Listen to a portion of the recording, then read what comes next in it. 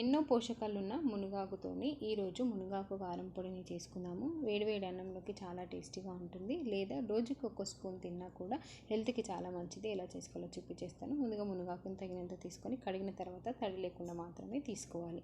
Pan తీసుకొని లైట్గా కొంచెం ఆయిల్ వేసి ఆయిల్ హీట్ అయిన తర్వాత పల్లీలు, శనగపప్పు, మినప్పప్పు, జీలకర్ర, ఆవాలు వేసుకొని వీటిని బాగా ఫ్రై చేసుకోవాలి.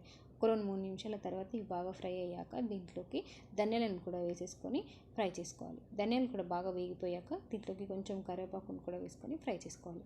కరివేపాకు పూర్తిగా ఫ్రై అయిన తర్వాత వీటిని ప్యాన్ నుంచి తీసేసి అదే ప్యాన్లోకి తగినన్ని ఎండుమిర్చిని వేసుకొని ఫ్రై చేసుకోవాలి. ఎండుమిర్చి కూడా బాగా ఫ్రై అయిపోయాక వీటిని ప్యాన్ నుంచి తీసేయాలి. అదే ప్యాన్లోకి కొంచెం చింతపండును కూడా వేసేసుకొని ఫ్రై చేసుకోవాలి. ఇది బాగా వేగిపోయాక ప్యాన్ నుంచి తీసేసి సపరేట్ చేసుకొని అదే ప్యాన్లోకి ఇప్పుడు మునగాకును కూడా వేసేసుకొని ఫ్రై చేసుకోవాలి. మునగాకు పూర్తిగా క్రిస్పీగా అయ్యేంత వరకు ఫ్రై చేసుకొని పక్కకు పెట్టుకోవాలి.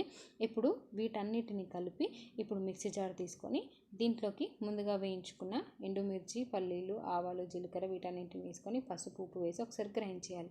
ఆ తర్వాత దీంట్లోకి మునగాకును కూడా వేసుకొని మళ్ళీ ఒకసారి గ్రైండ్ చేసుకుంటే మునగాకు కారం పొడి రెడీ అయిపోయింది.